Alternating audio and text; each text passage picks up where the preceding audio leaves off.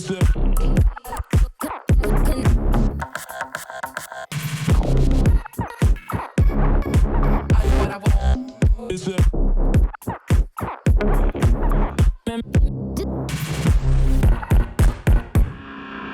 turns out this tiny little camera is actually the perfect tool for the type of content I typically make. And since the GoPro Hero 10 was announced, I've been super excited to get my hands on it and test it out. But before I get into that, for a bit of context, this is actually the first GoPro I've ever owned. And prior to buying the Hero 10, I've been debating if, or rather when, I should invest in one. And since I have a trip coming up relatively soon where I specifically want to shoot some underwater and water sports content, I was really close to picking up the GoPro Hero 9. But fortunately, before pulling the trigger on that, the GoPro Hero 10 was announced, and after seeing Peter McKinnon's review on this newest entry in GoPro's lineup, I was sold. I went ahead and bought it, and the very next day I shot a bunch of different clips to test it out. Now in this video, I'll go over mainly two things. First, the hardware, so the actual content of the box you get when you buy the Hero 10, as well as some of the extra stuff I bought separately. Secondly, I've tried my best to test out the camera itself by shooting different types of clips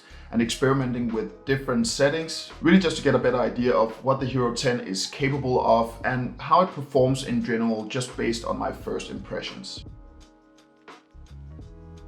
So getting straight into it, when you purchase the GoPro Hero 10, it comes with a few things other than just the camera itself. First, you get a pretty neat case, which is really nice to have for transporting the camera and accessories around. In the case, you'll then also find one power cord, one battery, and one curved adhesive GoPro mount, which can be used to mount the Hero 10 on curved surfaces such as a helmet. And that's pretty much it. You'll have to buy a micro SD memory card separately, and I definitely recommend picking up an extra battery or two, since from what I've experienced, they drain pretty fast.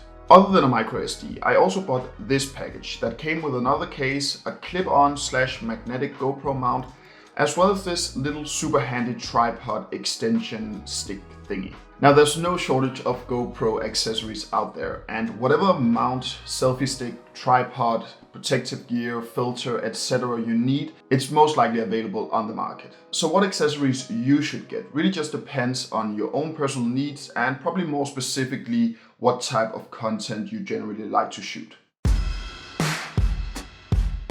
Now for the test itself, I shot footage under two different circumstances. First inside with minimal lighting, and then also outside at my local skate park with lots of natural light, which definitely did affect how the footage turned out. I might still need to play around with the settings a bit and how I set up indoor lighting, but one thing in particular is that you'll notice a significant amount of noise in the clips I shot inside. Once I went outside, however, I was frankly amazed at how nice the footage looked straight from the camera without any correction or color grading.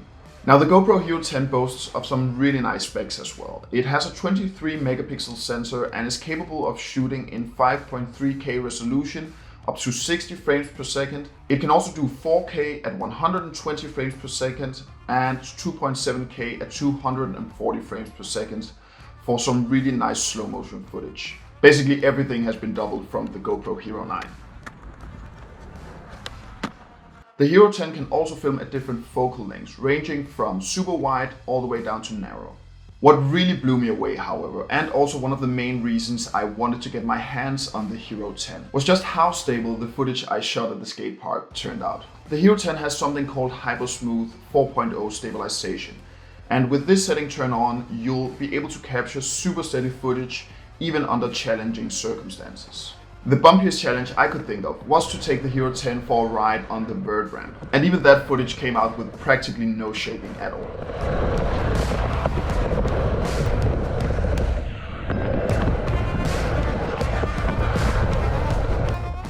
Now, despite having some really nice specs, you should not expect the GoPro Hero 10 to perform like an actual camera like I'm shooting on right now, in for example under low light conditions. But in my honest opinion, none of that really matters. The GoPro isn't meant to replace a DSLR or mirrorless camera. Rather, I think it should be seen as an awesome and super diverse addition to your filmmaking kit, allowing you to capture some really cool and different action-packed content with relative ease. In conclusion, the GoPro Hero 10 delivers what it promises. Super smooth, clean looking footage, diversity, portability and ease of use.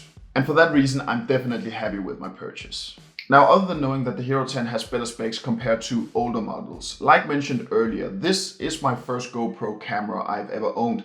So I guess I can't really say if you should pick up the Hero 10 over something like, for example, the GoPro Hero 9, which from what I've heard is also a pretty good action camera. I would say it really just depends on your own personal needs and your budget. With the Hero 10 obviously being a bit more expensive, sitting at around $500 compared to the Hero 9, which I think currently sits at around $400. I do know, however, that purely based on my first impressions, I can definitely recommend picking up the GoPro Hero 10 if you need a solid camera to shoot action-packed and dynamic content with. On that note, I hope you found this video helpful. I know I definitely can't wait to go out and shoot some more cool content with the Hero 10. Thanks for watching. I'll see you in the next one.